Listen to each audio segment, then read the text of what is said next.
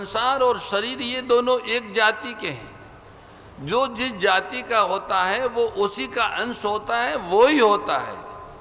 तो शरीर संसार का ही टुकड़ा है, संसार ही है। दुनिया की किसी गुफा में ले जाके बैठा दो, शरीर जब तक साथ है तब तक संसार से अलग आत्मा एकांत नहीं हो सकता। मन बुद्धि शरीर साथ में है, ये ही संसार है। और इनसे असंग होना ही, इनके साथ जो मैं और मेरा संबंध बना हुआ है कि मैं शरीर हूँ और ये मेरा है, ऐसी जो अहमता और ममता है, इस ममता के त्याग को ही असत का त्याग करती है। ममता असत है, शरीर मैं नहीं है, शरीर मेरा नहीं है, ये मान्यता असत है। इस मान्यता के त्याग को ही असत का त्याग कहते हैं। और इसका त्याग करते ही सत्य की अनुभूति हो जाती है।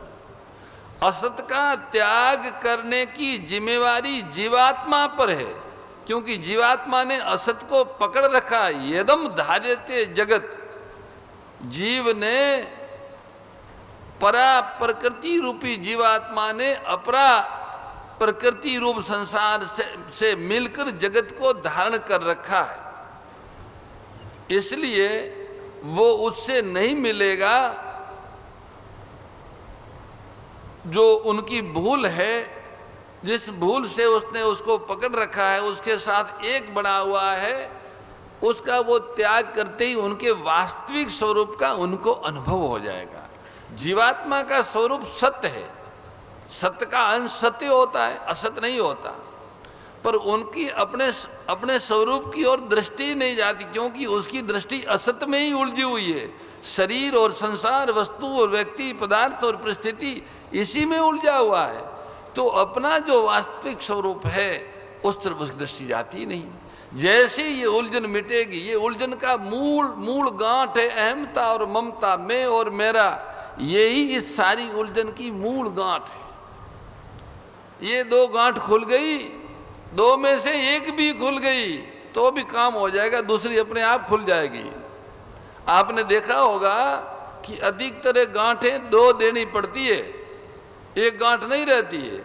अगर एक गांठ आप ऊपर वाली खोल लो तो अंदर वाली अपने आप खुल जाती है। ऐसे ही अगर अहमता का त्याग नहीं कर सकते हो तो ममता का त्याग कर दो। मेरा कुछ नहीं है अथवा मैं कुछ नहीं, इन दोनों में से एक कर लो, हिम्मत करनी पड़ेगी। मैं कुछ नहीं अथवा मेरा कुछ नहीं। वास्तव में तो मैं और मेरा दोनों ही नहीं है, पर एक गांठ तो खोलनी पड़ेगी, एक गांठ अपने आप खुल जाएगी। शरीर में नहीं हूँ, मन बुद्धि इंद्रियों में नहीं हूँ, ये विवेक पूर्वक समझना ही मैं पहली जो अहमता की गांठ है उसको खोलना है। और शरीर तथा शरीर से संबंधित वस्तु और व्यक्ति मेरे नहीं है, ये दूसरी ममता रूपी गांठ है। तो इनमें से एक खोलने से दूसरी अपने आप खुल जाती है। साधक की जैसी रुचि हो उसके अनुसार वो अपनी गांठ को खोल सकता है। आस्तिक जो भक्त होते हैं वो शरीर और संसार का जो कुछ खेल है उसको भगवान की लीला मानते हैं। अर्थात शरीर संसार जो है वो अपना नहीं है, भगवान का ही है और भगवान का है ऐसा मान के भगवान को अर्पित कर देते हैं। सीताराम सीताराम कहिए, जय विधि राखे राम तई विधि रहिए। सीताराम सीताराम कहिए। जैसे उनको जहाँ रखना हो, जो कुछ करना हो कुछ भी करे। शरणागति, अपने आप को सुपर्द कर दिया, शरीर कोई नहीं। शरीर उनका है तो मैं भी तो उन्हीं का हूं, पर जब तक उनकी चीज को मेरी मानते हैं, जैसे शरीर और संसार भगवान का है, उसको जब जीवात्मा मेरा मान लेता है तब फंस जाता है। अगर वो उसको भगवान का ही माने तो फंसावट है ही नहीं, लीला है। कोई राग नहीं, कोई द्वेष नहीं, कोई अभाव नहीं। घाटा हुआ तो उनका हुआ, मुनाफा हुआ तो उनका हुआ, यश हुआ तो उनका हुआ, अपयश हुआ तो उनका हुआ, मान हुआ तो उनका हुआ, अपमान हुआ तो उनका हुआ। जब शरीर को और संसार को भगवान का ही मानेंगे तो फिर मान अपमान सब भगवान का ही होगा, अपना होगा ही नहीं, होता ही नहीं। तो मान्यता ये है। इस मान्यता से भी वो असत्य से छूट जाता है और सत्य से अभिन्न होके इसी जीवन में अविनाशी जीवन, प्रकाशमय जीवन और रसमय जीवन का अनुभव कर लेता है। वास्तव में विनाशता से तो भय है, तो हम सब अविनाशी मृत्यों से क्यों डर रहे हैं? क्योंकि हम अमर रहना चाहते हैं। अंधकार से क्यों डर रहे हैं? क्योंकि हम सब कुछ जानना चाह रहे हैं, कुछ भी छुपा हुआ नहीं रखना चाहते, इसलिए अंधकार से डरते हैं, ज्ञान से डरते हैं, अभाव से डरते हैं। नीरसता से क्यों डरते हैं? क्योंकि हम परम रस चाहते हैं, इसीलिए नीरसता से डर है। तो ये जो रस की मांग है, परम रस की और परम प्रकाश की मांग है और अमर जीवन की मांग है, ये मांग सत्य चित आनंद परमात्मा की मांग ही है। परमात्मा ही अविनाशी है, वही प्रकाश स्वरूप है और वही रस स्वरूप है। रसोमयम, वो रस की खान, प्रतिक्षण वर्धमान, प्रतिक्षण बढ़ने वाला नित्य नव रस का वह सागर है। उसी की मांग है, आत्मा उसी को ही चाहता है। तो उसकी प्राप्ति के लिए ये साधन है। असत का त्याग करते ही उसको इस सत्य चित आनंद स्वरूप परमात्मा की प्राप्ति हो जाएगी। सत्य को स्वीकार करते ही असत छूट जाता है और असत को स्वीकार करते ही सत्य विस्मृत हो जाता है। सत्य छूटता नहीं है, सत्य के बिना तो टिके नहीं सकते। आत्मा किस पे टिकी हुई है? जैसे शरीर धरती पे टिका हुआ है और मन, इंद्रियों आदि ये सब इंद्रियों प्राण पे टिकी हुई है, प्राण आत्मा पे टिके हुए हैं, तो आत्मा किस पे टिकी हुई है? आत्मा परमात्मा पे टिकी हुई है। परमात्मा ही सत्य है, आत्मा ही सत्य है। तो सत्य को छोड़ा नहीं जा सकता, सत्य से अलग नहीं हो सकते, क्योंकि सत्य हम एक जाति के हैं। पर असत्य को छोड़ा जाता है, असत्य से अलग हुआ जाता है। सत्य की केवल विस्मृति होती है और असत्य का तो त्याग या ग्रहण होता है। सत्य ग्रहण भी नहीं किया जाता, सत्य स्वीकार किया जाता है। असत्य तो पकड़ाता है, जो पकड़ते हैं वो छोड़ना है। मैं और मेरा, शरीर और संसार को मैं मेरा मानना, ये असत को पकड़ना है। जिसने पकड़ा है वो इसको छोड़ सकता है। ऐसी सरल सरल बातें भगवत वाणी में हैं। इतना अद्भुत गहरा आत्म तत्व का रहस्य, इतना खुला खुला, आज से पूर्व अर्थात गीता जी से पूर्व किसी ने नहीं कहा। अपूर्व है गीता का ज्ञान, सबके कल्याण के लिए। भगवत विमुखता और भगवत सम्मुखता। भगवत विमुखता असत का संग है, असत के संग से आसुरी संपदा बढ़ती है। और भगवत सम्मुखता, मैं भगवान का हूँ और संसार और शरीर भी भगवान का है, इस तरह की मान्यता भगवत सम्मुखता है। इससे देवी गुण बढ़ते हैं, ईश्वरीय गुण बढ़ते हैं, भगवत्य संपत्ति, देवी संपत्ति बढ़ती है। ऐसे ही सात्विक आहार का कल वर्णन हुआ कि ये जो देवी संपत्ति बढ़ाने के लिए, भगवान को अपना मानने के लिए, अपने को भगवान का मानने के लिए ऐसा जो पवित्र भाव है, वो भाव कहाँ से आएगा? तो बोले भूतों की शुद्धि से आएगा। भूतों की शुद्धि कैसे होगी? ये पंचभूत है, इनका जो परिष्कृत स्वरूप है वो अंतःकरण है, मन बुद्धि चित्त अहम। उसकी शुद्धि कैसे होगी? तो बोले सात्विक आहार से होगी।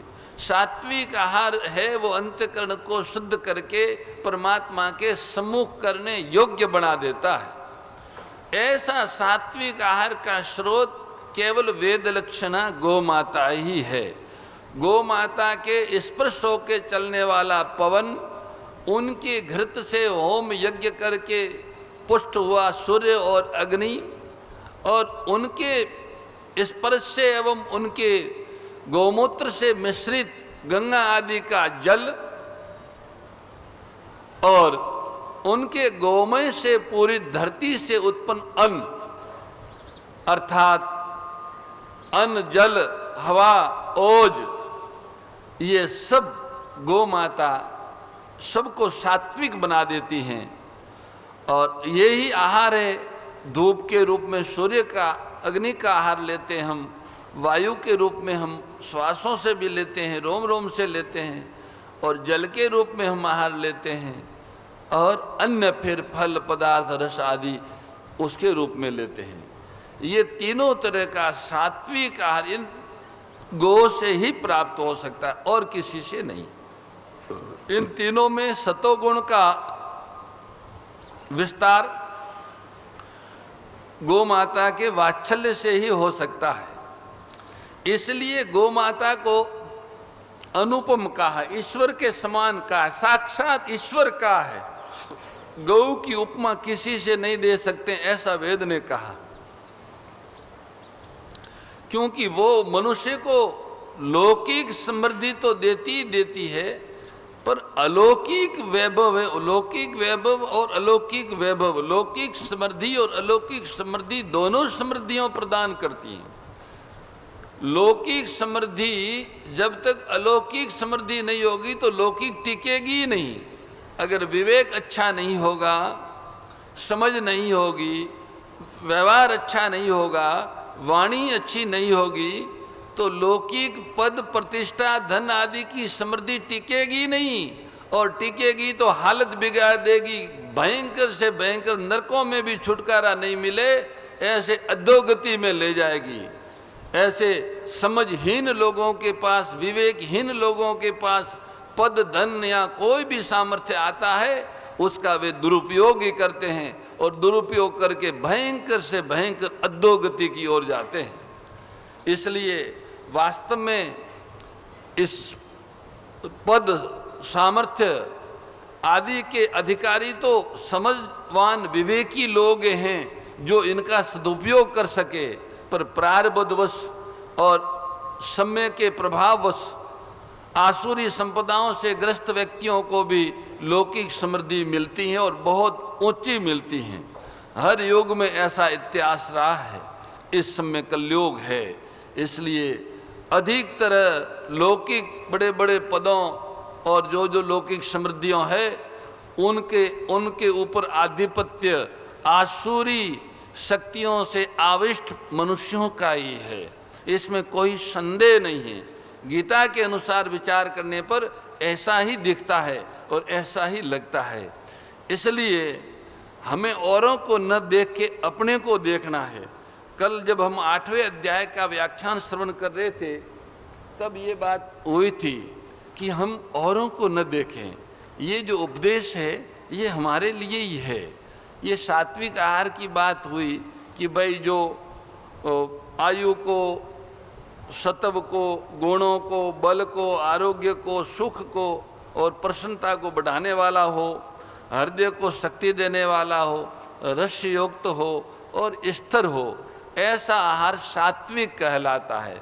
तो जो मनुष्य अपने जीवन में सत्व गुण को बढ़ा के सत्य की ओर जाना चाहते हैं, सच्चित आनंद की ओर जाना चाहते हैं, उनको इस सात्विक आहार का आश्रय लेना चाहिए, अर्थात यही आहार ग्रहण करना चाहिए। इस तरह के गुणों वाला आहार केवल वेद लक्षणा गौ माता से प्राप्त होता है। गो कृषि अन्न और गो दुग्धा अन्न, यही दो प्रकार के ऐसे आहार है जिनमें ये 9 और 2 11 प्रकार की शक्तियों बढ़ाने का सामर्थ्य, ये देवी शक्तियों, सात्विक शक्तियों को पुष्ट करने का सामर्थ्य है। अथवा यूँ कहे कि गीता जी के 17वें अध्याय के 8वें श्लोक में वर्णित जो सात्विक आहार की गुण बताए गए हैं, वो सारे के सारे गुण केवल और केवल गो कृषि अन्न और गो दुग्धा अन्न में ही प्राप्त होते हैं। अतः हम आस्तिक जनों को सतोगुण बढ़ाना है, इसलिए हम सात्विक आहार ग्रहण करें, प्रयास पूर्वक सात्विक आहार ग्रहण करें। हवा को भी शुद्ध किया जा सकता है अपने लिए, सारे संसार के लिए करना कठिन है, पर स्वयं के लिए हवा को भी सात्विक ऑक्सीजन से पुष्ट किया जा सकता है। जल को भी पवित्र और रसमय बनाया जा सकता है, और अन्न को भी सात्विक जीवनी शक्ति से संपन्न बनाया जा सकता है। व्यक्तिगत रूप में जैसे हम जो कुछ भी अन्न फल सब्जी ले वो गाय के गोबर गोमूत्र की खाद से उत्पादित हो, और जिसने उसका उत्पादन किया हो उसको उचित श्रम दे दिया गया हो, उचित श्रम देके और इस तरह से उत्पादित अन्न फल सब्जियों का उपयोग करना, ये आहार का एक भाग हुआ। जल की शुद्धि के लिए प्रतिदिन कम से कम किसी भी रूप में 10 ग्राम से लेके 50 ग्राम गोमूत्र पानी के साथ में आप प्रतिदिन ग्रहण कर लें, तो आप जो जल पीते हैं उस जल में जो भी विषैला भाग है, जहरीला भाग है, दूषित भाग है, तमस भाग है, रजस भाग है, वो समाप्त हो जाएगा और वो जल शुद्ध पवित्र और रसमय बन जाएगा, यानी आरोग्य देने वाला बन जाएगा। समता त्याग सिखावनी हरि मुख की बानी, ओ मैया हरि मुख की बानी।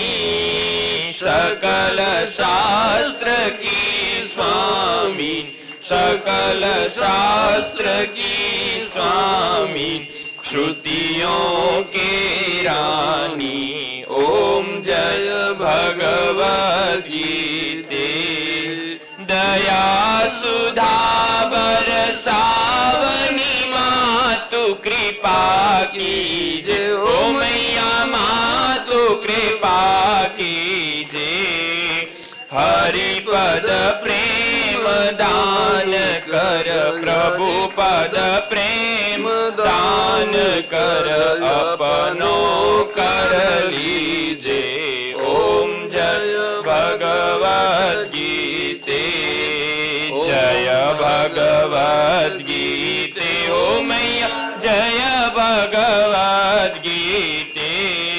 हरि कमल विहारिणी, प्रभु हिय कमल विहारिणी, सुंदर सुपुनीते। ओम जय भगवद गीते। गीता माता की जय। परम श्रद्धेय गौरीशी स्वामी श्री दत्त शरणानंद जी महाराज की प्रेरणा व मार्गदर्शन में विश्व के सबसे बड़े गौ सेवा संस्थान श्री गोधाम महातीर्थ पथमेड़ा द्वारा संरक्षित लाखों बीमार, विकलांग, वृद्ध एवं अशक्त गोवंश वेद लक्षणा गोमाता की सेवा के साथ साथ भारतीय गोवंश का संरक्षण, संपोषण, संवर्धन एवं उनसे प्राप्त पंचगव्यों का परिष्करण व विनियोग करना, घर घर गोपालन, गो अभ्यारण्य, घास चारा उत्पादन हेतु गोचर भूमि का विकास, गोपालन लोक संस्कृति के पुनर्जागरण हेतु वेद लक्षणा गो महिमा का प्रचार प्रसार करना तथा गोपालक किसानों के स्वावलंबन हेतु गो कृषि अन्न एवं गो दुग्धान का गुणवत्ता युक्त बाजार तैयार करना श्री गोधाम महातीर्थ का पावन उद्देश्य है। आप सभी दानदाता श्री गोधाम महातीर्थ पथमेड़ा द्वारा संचालित गो सेवा महाअभियान में बढ़ चढ़कर सहयोग कर लाखों बीमार, विकलांग, वृद्ध एवं अशक्त गोवंश के गोग्रास सेवा हेतु श्री गोधाम महातीर्थ पथमेड़ा लोक पुण्यार्थ न्यास के बैंक ऑफ बड़ौदा खाता संख्या 084901000238827 IFSC कोड BARB 0 ASHRAM शाखा आश्रम रोड अहमदाबाद में गोग्रास सेवा निमित्त जमा कर सकते हैं। अधिक जानकारी के लिए संपर्क करें 7742093179 7665059999 7073000151।